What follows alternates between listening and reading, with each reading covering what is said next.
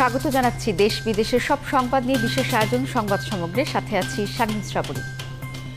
ঢাকা বিশ্ববিদ্যালয়ের ভর্তি পরীক্ষার দ্বিতীয় দিনেও স্বাস্থ্যবিধি মানেননি অনেক অভিভাবক। তবে স্বাস্থ্যবিধি সহ সার্বিক বিষয় নিয়ে সন্তুষ্টি জানিয়েছেন বিশ্ববিদ্যালয়ের উপাচার্য মোহাম্মদ আখতারুজ্জামান। আজ পরীক্ষার কেন্দ্রে পরিদর্শনে গিয়ে সাংবাদিকদের এসব কথা বলেন তিনি। এ সময় উপাচার্য অভিভাবকদের অহেতুক ভিড় না করার আহ্বান জানান। এছাড়া তালা ভেঙে শিক্ষার্থীদের হলে ওঠার প্রসঙ্গে উপাচার্য হুঁশিয়ারি দিয়ে বলেন, বিশ্ববিদ্যালয়ে কোনো ধরনের বিশৃঙ্খলা বরদাস্ত করা হবে না। এ বিষয়ে সন্ধ্যায় একটি বৈঠক হবে বলে জানান তিনি। 5 অক্টোবর যথারীতি হল খুলবে জানিয়ে উপাচার্য বলেন, এরই মধ্যে সব প্রস্তুতি নেওয়া হয়েছে। অনুসরণ করে আমাদের ভর্তিচ্ছু শিক্ষার্থীরা পরীক্ষায় অংশগ্রহণ করছে। স্বাস্থ্যবিধি মানার জন্য যতগুলো ব্যবস্থা দরকার, যতগুলো ওনার নীতিমালায় ছিল, সবগুলোই তারা প্রতিপালন করেছেন। কোনো ক্রমেই শৃঙ্খলা পরিপন্থী কোনো বিষয়গুলো বিশ্ববিদ্যালয়ে বরদাস্ত করে না এবং সেখানে সবসময় শৃঙ্খলা, স্বাস্থ্য সুরক্ষা সেই বিষয়গুলো আমাদের অগ্রাধিকারে আছে। তো আমরা সন্ধ্যায় প্রভোস্ট কমিটির সভায় তথ্যগুলো নিয়ে তারপর আমাদের পর্যালোচনা করে পরবর্তী যে করণীয় সেটা করব। রাজধানীর বাইরের 7 বিভাগে অনুষ্ঠিত হয়েছে ঢাকা বিশ্ববিদ্যালয়ের খ ইউনিটের ভর্তি পরীক্ষা। কোনো ভোগান্তি ছাড়া সুষ্ঠুভাবেই পরীক্ষা দিয়েছেন পরীক্ষার্থীরা। তবে কোথাও কোথাও উপেক্ষিত ছিল স্বাস্থ্যবিধি। চট্টগ্রাম বিশ্ববিদ্যালয়ে সকাল 11টা থেকে পরীক্ষা শুরু হলেও আর্টস ফ্যাকাল্টির সামনে 9টা থেকে ছিল শিক্ষার্থী আর অভিভাবকদের ভিড়। এই অবস্থায় স্বাস্থ্যবিধি মানাতে বেগ পেতে হয় বিশ্ববিদ্যালয় প্রশাসনকে। সকাল থেকে বিশ্ববিদ্যালয়ের শাটল ট্রেনে করে পরীক্ষায় অংশ নিয়েছেন 2846 জন পরীক্ষার্থী, কিন্তু তাদের সাথে ছিল অভিভাবকদের ভিড়। পরীক্ষা শেষেও এই ভিড়ে উপেক্ষিত ছিল স্বাস্থ্যবিধি। তবে পরীক্ষা সুষ্ঠুভাবে শেষ হয়েছে জানিয়েছে প্রশাসন। সব ক্ষেত্রে হয়তো আমাদের অভিভাবকরা যেভাবে আসছেন তারা স্বাস্থ্যবিধি মানছেন না। আমরা চেষ্টা করছি, ভবিষ্যতে আমরা সেটা চেষ্টা করব। তবে হলে ঢোকার আগে ঠিকই মাস্ক আছে কিনা এগুলি সব নিশ্চিত করা হচ্ছে। রংপুরে বেগম রোকেয়া বিশ্ববিদ্যালয় সহ 2টি কেন্দ্রে অনুষ্ঠিত হয়েছে ভর্তি পরীক্ষা। অংশ নিয়েছেন 6800 পরীক্ষার্থী। পরীক্ষা সুষ্ঠুভাবে শেষ হলেও স্বাস্থ্যবিধি মানেনি শিক্ষার্থী ও অভিভাবকরা। ঢাকায় হলে কষ্ট হইতো যাওয়ার, বিভাগীয় শহরে হচ্ছে ভালো হচ্ছে। আমাদের এটা সুবিধা হয়েছে যে যার যার স্থানে পরীক্ষা হচ্ছে। এক্ষেত্রে আমাদের যেমন অনেক জ্যাম হইতো, এখন আমরা খুব তাড়াতাড়ি আসতে পারলাম, এটা সুবিধা আছে। রাজশাহীতে পরীক্ষা শুরুর আগে স্বাস্থ্যবিধি মেনে হলে ঢোকানো হয় শিক্ষার্থীদের।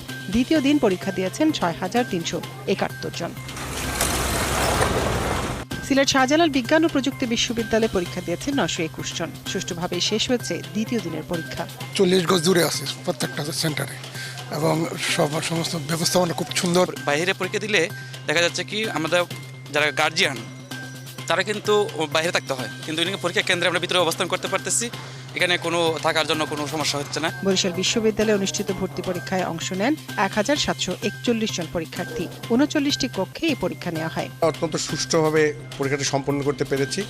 মূলত ঢাকা বিশ্ববিদ্যালয়ের আহ্বানে আমরা বরিশাল বিশ্ববিদ্যালয়ের শিক্ষক, কর্মকর্তা, কর্মচারীর সমন্বয়ে তাদেরকে টোটাল পরীক্ষা ব্যবস্থাপনায় সহযোগিতা করছি। ময়মনসিংহে বাংলাদেশ কৃষি বিশ্ববিদ্যালয়ে অনুষ্ঠিত ভর্তি পরীক্ষায় অংশ নিয়েছেন 5070 জন শিক্ষার্থী। বিশ্ববিদ্যালয়ের 6টি অনুষদের 13টি কেন্দ্রে এই পরীক্ষা অনুষ্ঠিত হয়েছে। খ ইউনিটের ভর্তি পরীক্ষায় খুলনা থেকে অংশ নেন 5204 জন পরীক্ষার্থী। খুলনা বিশ্ববিদ্যালয়ে অনুষ্ঠিত হয়েছে এই পরীক্ষা। মনিরা কাজুরি, একাত্তর। ঢাকা বিশ্ববিদ্যালয়ের শৃঙ্খলা পরিপন্থী কোনো কিছু মেনে নেবে না কর্তৃপক্ষ, এমন হুঁশিয়ারি দিয়েছেন ঢাকা বিশ্ববিদ্যালয়ের উপাচার্য অধ্যাপক আখতারুজ্জামান। তিনি জানান, যারা 5 অক্টোবরের আগে তালা ভেঙে হলে উঠেছেন তাদের বিষয়ে সন্ধ্যায় আবাসিক হলের অধ্যক্ষদের সাথে বৈঠক করে চূড়ান্ত সিদ্ধান্ত নেওয়া হবে। 5 অক্টোবর হল খোলার তারিখ নির্ধারণ করা হলেও 1 অক্টোবর ঢাকা বিশ্ববিদ্যালয়ের অমর একুশে আবাসিক হলের তালা ভেঙে শিক্ষার্থীরা প্রবেশ করে। শনিবারও আবাসিক হলে ঢুকেছেন অনেক শিক্ষার্থী। তারা বলছেন, চলতি মাসের ম্যাচ ভাড়া থেকে বাঁচতেই হলে উঠেছেন তারা। বিকল্প কোনো ব্যবস্থার জন্য আসলে আমাদের হল প্রশাসনের কাছে বলা হয়েছিল, বাট তারা আসলে এটা কি ওই সময় আসলে কর্ণপাত করে নাই, যার কারণে হলের শিক্ষার্থীরা বাধ্য হয়ে গতকালকে আসলে হলে উঠেছে এবং তারা কিছু শিক্ষার্থী উঠেছে এবং পরবর্তীতে হল প্রশাসন এটাকে সমর্থন দিয়েছে যে অনেকেই মেসে আছে। তো 5 তারিখে যদি তারা হলে ওঠে তাহলে 5 তারিখে 5 দিন থাকার জন্য তাদের আসলে পুরা মাসের ভাড়াটা গুনতে হচ্ছে। ঢাকা বিশ্ববিদ্যালয়ের আবাসিক হলগুলো 5ই অক্টোবর যথারীতি যেভাবে যে শর্ত অনুসরণ করে আছে হল প্রাধ্যক্ষবৃন্দ সেজন্য সকল প্রস্তুতি সম্পন্ন করেছেন এবং শৃঙ্খলা ভঙ্গ কেউ না করি, সকলে দায়িত্বশীল আচরণ করি, সেটির দিকে আমরা সকলে যত্নশীল থাকব। প্রভোস্ট কমিটির জরুরি একটি সভাও ডাকা হয়েছে, তথ্যগুলো সেখান থেকে নিয়ে তারপর আমরা বুঝতে পারবো কি অবস্থা। কিন্তু কোনো ক্রমেই শৃঙ্খলা পরিপন্থী কোনো বিষয়গুলো বিশ্ববিদ্যালয়ে বরদাস্ত করে না।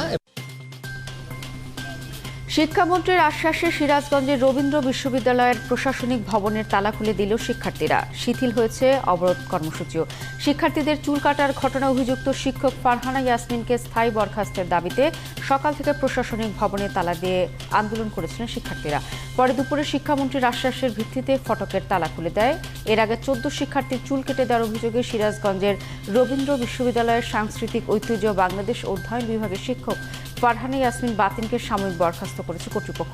সেই সাথে পরবর্তী নির্দেশনা না দেওয়া পর্যন্ত বিশ্ববিদ্যালয়ের সকল পরীক্ষা স্থগিত করা হয়।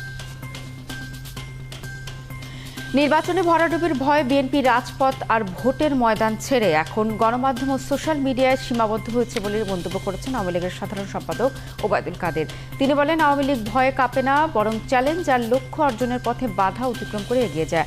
আজ এক অনলাইন ব্রিফিং এসব কথা বলেন কাদের। কর্মীদের রোশানল থেকে নিজেদের সুরক্ষার জন্য তিনি কল্পনার ফানুস উড়িয়েছেন। তারও কিছু করার নেই, কারণ টেমস নদীর পার থেকে ফরমায়েশ আসলে সে হুকুম তাকে তামিল করতে হয়। এতই যখন জনসমর্থনের জোয়ার স্থানীয় সরকার এবং উপনির্বাচনে প্রমাণ করতে পারলেন না কেন? জনসমর্থনের জোয়ার তো বিগত 13 বছরে কোনো নির্বাচনে দেখলাম না, আন্দোলনেও দেখলাম না। তাই রাজপথ আর ভোটের ময়দান ছেড়ে গণমাধ্যম, সোশ্যাল মিডিয়া রাজনীতিকে সীমাবদ্ধ করেছে। জনগণের জোয়ারের হুমকি এক যুগ ধরে বিএনপি নেতারা দিয়ে আসছেন। তত্ত্বাবধায়ক সরকারের অধীনে নির্বাচন হলে আওয়ামী লীগ 30টি আসনও পাবে না বলে মন্তব্য করেছেন বিএনপি মহাসচিব মির্জা ফখরুল ইসলাম আলমগীর। রাজধানীর ইঞ্জিনিয়ার্স ইনস্টিটিউশনে এক সমাবেশে কথা বলেন তিনি। ফখরুল বলেন, আওয়ামী লীগ প্রশাসনকে ব্যবহার করে জ্বালাও পোড়াও করে এখনো ক্ষমতায় টিকে আছে।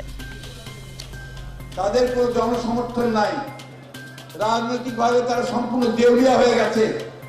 তারা জানে যে যদি একটা সুষ্ঠু নির্বাচন হয়, সেই নির্বাচনে তারা 30টাও আসন পাবে না বলে। এই কারণে তারা আজকে কি করেছে, সমস্ত রাষ্ট্রযন্ত্রকে তারা তাদের দলীয়করণ করেছে।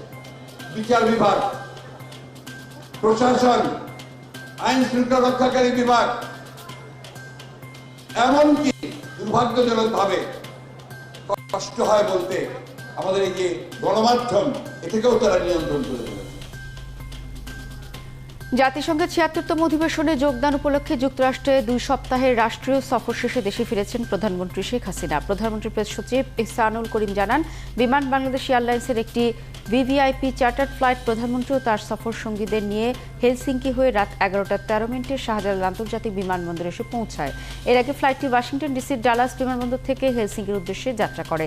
গেল 17 সেপ্টেম্বর প্রধানমন্ত্রী নিউ ইয়র্কের উদ্দেশ্যে ঢাকা ত্যাগ করেন। ফিনল্যান্ডে 2 দিনের যাত্রা বিরতির পর 19 সেপ্টেম্বর পৌঁছান নিউ ইয়র্কে। 24 সেপ্টেম্বর শেখ হাসিনা জাতিসংঘের অধিবেশনে বাংলায় ভাষণ দেন। করোনায় আক্রান্ত হয়ে মারা গেছেন জাতীয় পার্টির মহাসচিব ও সাবেক মন্ত্রী জিয়াউদ্দিন আহমেদ বাবলু। সকাল 9:15টার দিকে রাজধানীর শ্যামলীর বাংলাদেশ স্পেশালাইজড হাসপাতালে চিকিৎসাধীন অবস্থায় মারা যান তিনি। করোনা আক্রান্ত হয়ে গত মাসের 6 তারিখ থেকেই হাসপাতালে চিকিৎসাধীন ছিলেন সাবেক মন্ত্রী জিয়াউদ্দিন বাবলু। 2 দফায় জাতীয় পার্টির মহাসচিবের দায়িত্বে ছিলেন। জিয়াউদ্দিন বাবলুর জানাজা বাদ এশা গুলশান আজাদ মসজিদে অনুষ্ঠিত হবে। পরে মিরপুর শহীদ বুদ্ধিজীবী কবরস্থানে তাকে দাফন করা হবে। এর আগে দুপুর 1টা থেকে বিকেল 3টা পর্যন্ত জাতীয় পার্টির কেন্দ্রীয় কার্যালয়ে কাকরাইল চত্বরে রাখা হয়েছে তার মরদেহ।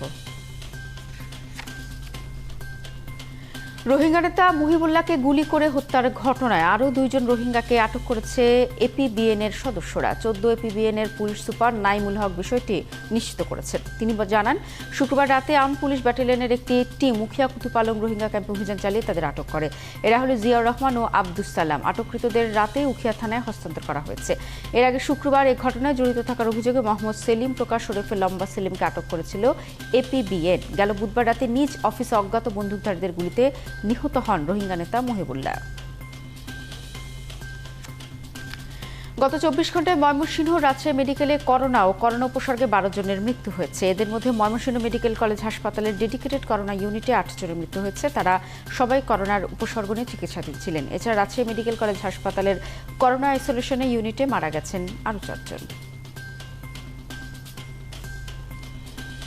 এডিসের পাশাপাশি আগামী শনিবার থেকে কিউলেক্স মশার বিরুদ্ধেও চিরুনি অভিযান শুরু হবে বলে জানিয়েছেন ঢাকা উত্তরের মেয়র আতিকুল ইসলাম। ব্যক্তি মালিকানাধীন জমিতে মশা পাওয়া গেলে জরিমানা করা হবে বলেও হুঁশিয়ারি দেন তিনি। আজ রাজধানীর উত্তরায় ডেঙ্গু প্রতিরোধে এক সচেতনতামূলক কার্যক্রমে অংশ নিয়ে এসব কথা বলেন মেয়র। রাজুক সহ সরকারি বেসরকারি মালিকানাধীন যেসব পতিত জায়গায় কিউলেক্স মশা হচ্ছে তা পরিষ্কার করার জন্য নোটিশ দেওয়া হচ্ছে বলেও জানান তিনি। অভিযানে ডোবা, খাল, জঙ্গল সব জায়গায় পরিষ্কার করে মশার ওষুধ ছেটানো হবে। বৃষ্টি কমার সাথে সাথে আগামী কয়েকদিনের মধ্যে ডেঙ্গুর প্রকোপও অনেক কমে আসবে বলে জানান আতিকুল ইসলাম। আগামী 2 সপ্তাহের মধ্যে এটা টোটালি স্বাস্থ্য দপ্তর যেটা বলছেন ওয়েদারের সাথে আলাপ করে 2 সপ্তাহের মধ্যে এটি গ্রাফটা এখন কমে যাওয়া শুরু করবে এবং ডিক্লাইন করবে, এবং সেভাবে কিন্তু আমরা দেখছি যে ডিক্লাইনের দিকেই কিন্তু এটা আছে। এবং আমার মনে হয় এই জন্যই আমরা, যেহেতু ডিক্লাইনের দিকে আছে, এই জন্য আমরা জাম করতে চাচ্ছি কিউলেক্স মশার জন্য। আমাদের সামনে কিন্তু আরেকটা চ্যালেঞ্জ চলে আসছে, এই চ্যালেঞ্জটা কি কিউলেক্স মশার জন্য। সুতরাং আমরা আগামী শনিবার কিউলেক্স মশার জন্য আমরা আরেকটি অভিযান শুরু করব। চট্টগ্রাম বন্দরে নোঙর করা জাহাজগুলোতে বছরের পর বছর চলছিল চুরি ডাকাতি। ফলে বহির্বিশ্বে নিয়মিত উচ্চ ঝুঁকির বন্দরের তালিকায় থাকত এই সমুদ্র বন্দর। ক্ষুণ্ণ হচ্ছিল দেশের ভাবমূর্তি। কোস্টগার্ড তদারকি এবং নিয়মিত টহল বাড়ানোর পর 2016 সাল থেকে পাল্টে যায় সেই চিত্র। এ কারণে 2019 এবং 21 সালে একটিও চুরি ডাকাতি ঘটেনি। মাহফুজপুর ক্যামেরায় জানাচ্ছেন নাদিয়া শারমিন। গেল 8 ফেব্রুয়ারি সবজিবাহী নৌকার ছদ্মবেশে পিকে মারিনা নামের একটি জাহাজে উঠে পড়ে একদল ডাকাত, শুরু করে চুরি ডাকাতি। পরদিন MV সাতু নামে মালয়েশিয়ান একটি বাণিজ্যিক জাহাজেও বঙ্গোপসাগরের বহির্নোঙরে ডাকাতি হয়। দুটি ঘটনাতেই খবর পাওয়া মাত্র ডাকাতদের গ্রেফতার করে কোস্টগার্ড। এ ধরনের ঘটনায় গত কয়েক বছর ধরে উচ্চ নিরাপত্তা ঝুঁকির তালিকায় পড়েছিল চট্টগ্রাম বন্দর, যে কারণে এই বন্দরে আসতে চাইতো না অনেক বিদেশি জাহাজ, দাবি করত বেশি ভাড়া। এ অবস্থা থেকে মুক্তি পেতে কোস্টগার্ড গঠন করে অ্যান্টি পাইরেসি টিম এবং কাউন্টার পাইরেসি টিম। বাড়ানো হয় টহল এবং গোয়েন্দা নজরদারি। নিয়মিতভাবে ধরা হয় ডাকাতদের। পাইরেটরা কখন তার ঘর থেকে বের হয়, তার নৌকাটা কখন পানিতে নামায়, আমরা সেই লেভেল পর্যন্ত মনিটর করি। ক্যামেরার মাধ্যমে, র্যাডারের মাধ্যমে কখন চুরি করতে যাচ্ছে সেটা দেখে পতেঙ্গা থেকে যদি আমি রেসপন্ড করতে পারি, তাহলে কাজটা আমার জন্য অনেক সহজ হয়। এর সুফল হিসেবে 2019 এবং 2021 সালে একটিও চুরি ডাকাতির ঘটনা ঘটেনি এ বন্দরে। সেই সাথে 2020 সালে আন্তর্জাতিক মেরিটাইমের প্রভাবশালী গণমাধ্যম লয়েড লিস্টের তালিকায় 58তম অবস্থানে উঠে আসে চট্টগ্রাম বন্দর। 16 সালের পর থেকেই অবস্থার উন্নতি হয় এবং পাইরেসি অনেক নিচে নেমে আসে, এবং আলহামদুলিল্লাহ 2021 সালে আজকে সেপ্টেম্বর, গত 9 মাসে আল্লাহর রহমতে, আল্লাহর ইশারায় আমাদের বাংলাদেশের বহির্নোঙরে কোনো পাইরেসি সংঘটিত হয়নি। বিশ্বে জাহাজ ভাঙা শিল্পে বাংলাদেশ এখন শীর্ষস্থানে। আবার দেশের সমুদ্র বাণিজ্যের 94% হয় এই বন্দরে। তাই বন্দরের নিরাপত্তা আর ভাবমূর্তি রক্ষায় কঠোর এই নজরদারি অব্যাহত রাখাটাই জরুরি। যুগের পর যুগ ধরে বংশ পরম্পরায় যারা স্ক্র্যাপ জাহাজ থেকে চুরি করাকে স্বাভাবিক পেশা বলে ধরে নিয়েছিল, তাদের নিয়ন্ত্রণ করা ছিল সবচেয়ে কঠিন কাজ। এই কাজটিকেই সহজ করে তুলেছে কোস্টগার্ড। এর মাধ্যমে বিশ্বের বুকে ভাবমূর্তি উজ্জ্বল হয়েছে বাংলাদেশের। নাদিয়া শারমিন, 71, পতেঙ্গা, চট্টগ্রাম। চলছে সংবাদ সমগ্র, ফিরছে একটা বিরতির পর। 71-এর সাথেই থাকুন। আছেন 71-এ চলছে সংবাদ সমগ্র।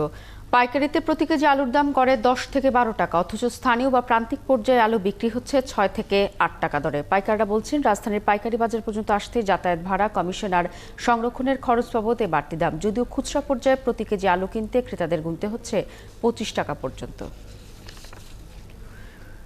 আলু উৎপাদনে কৃষক ও ব্যবসায়ীদের আর্থিক ক্ষতি সামলাতে হিমাগারে মজুত করা প্রতি কেজি আলুর বিপরীতে 9 টাকা ভর্তুকি চায় বাংলাদেশ কোল্ড স্টোরেজ অ্যাসোসিয়েশন। সেই সাথে রুগ্ন হিমাগার শিল্পের দায় দেনা পরিশোধে 4% সরল সুদে দীর্ঘমেয়াদে ঋণ পুনঃতফসিল সহ 10 দফা দাবি সংগঠনটির।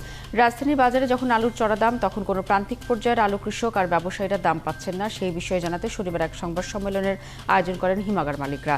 সেখানে জানানো হয়, চাহিদার তুলনায় বেশি উৎপাদন, রফতানির কোনো ব্যবস্থা না থাকায় আলু নিয়ে বিপাকে তারা। এবারও হয়তো বিপুল অঙ্কের লোকসান গুনতে হবে। এ সময় বক্তারা বলেন, দেশে প্রায় 400 হিমাগার, এরই মধ্যে 40 লাখ মেট্রিক টন আলু সংরক্ষণ করা হয়েছে, কিন্তু আলুর প্রতি বাজারে সেখানেও দুশ্চিন্তা বাড়াচ্ছে।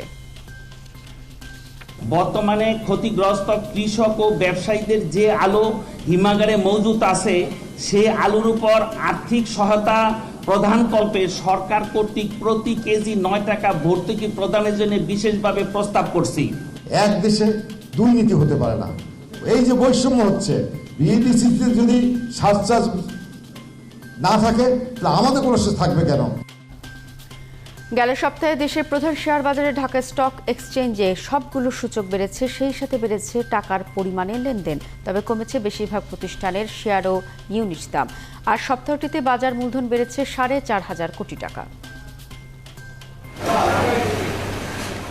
গেল সপ্তাহের প্রথম কার্যদিবস লেনদেনের শুরুতে ডিএসসিতে বাজার মূলধন ছিল 5,77,000 কোটি টাকা, আর সপ্তাহের শেষে তা প্রায় 4,506 কোটি টাকা বেড়ে দাঁড়ায় 5,81,543 কোটি টাকা।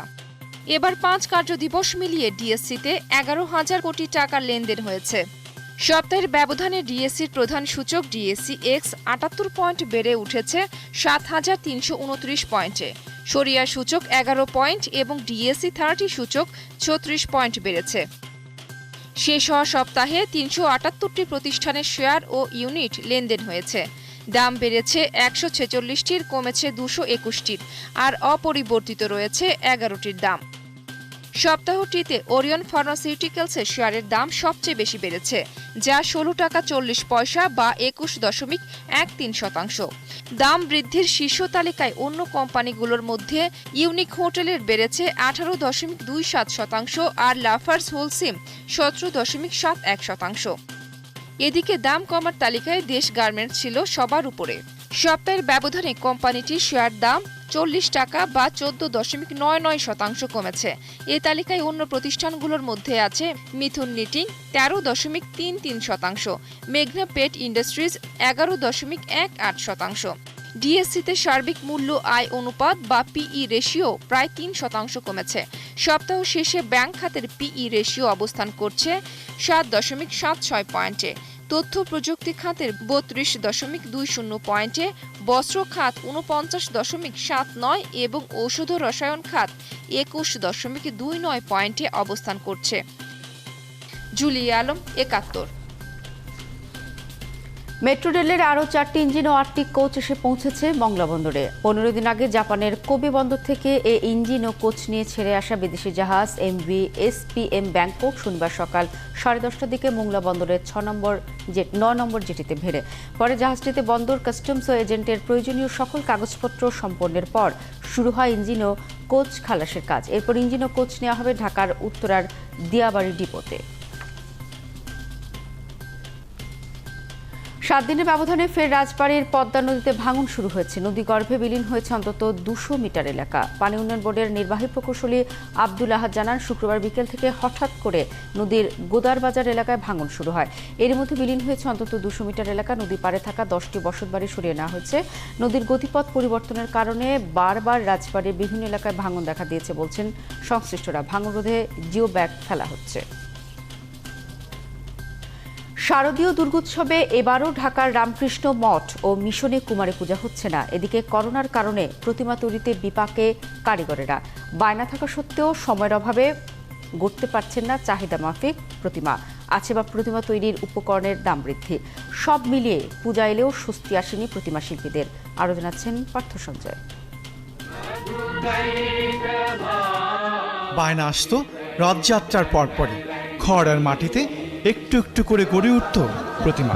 জুন জুলাই ঊর্ধ্বমুখী করোনার কারণে তা হয়নি। দ্বিধায় থাকা পূজার আয়োজকরাও বায়না নিয়ে তাই সময় মতো হাজির হননি কারিগরদের দুয়ারে। তবে বদলানো পরিস্থিতিতে দেশে পূজার সংখ্যা গেলবারের সংখ্যাকেও ছাড়িয়ে যাবার কথা বলছে বাংলাদেশ পূজা উদযাপন পরিষদ। সারা বাংলাদেশে গতবার 30,000-এর অধিক পূজা মণ্ডপে পূজা হয়েছিল। এবার আমরা মনে করছি যে প্রায় 32,000-এর কাছাকাছি পূজা মণ্ডপে শারদীয় দুর্গোৎসব অনুষ্ঠিত হবে। শাঁখারী বাজারের বর্ষিয়ান প্রতিমা শিল্পী হরিপদ পাদের কাছে এবারও বায়না এসেছে অনেক, কিন্তু প্রতিমা গড়তে পারছেন মাত্র 2টি। কারিগরও সংগ্রহ করি নাই, কারণ কি পরিস্থিতির উপর ব্যাসেজ খেতে তো করতে হবে। আমার শারীরিক অবস্থা ভালো না, বাসায় অবস্থা, আবার সময় শর্ট, এর মধ্যে যে বানাতে হবে কয়টা, কিন্তু আমি বানাতে পারছি না, আমি দুটাই বানাচ্ছি। বলাই পালে নেতৃত্বে অনেক কারিগর, কিন্তু তিনিও হিমশিম খাচ্ছেন উপকরণের সরবরাহ আর বাড়তি দামের কারণে। কোনোর জন্য এবারে যে বাঁশ, কাঠ, খেয়ার, খড়গুলো পাওয়া যাচ্ছে না, কাঠের বাঁশের সমস্যা, এবার তো বাঁশের বিশাল সমস্যা, খেত তো পাওয়াই যাচ্ছে না, এই বিভিন্ন ধরনের সমস্যা, মাটি পাওয়া যাচ্ছে না, ঢাকা শহর তো মাটি পাওয়া যায় না, মাটি বাইরে আনতে গেলে পরে 5-6টা হাতে মাটিগুলো আসে, এক গাড়ি মাটি আনতে গেলে আমার 25-30 হাজার টাকা পড়ে যায় ঢাকা শহরে।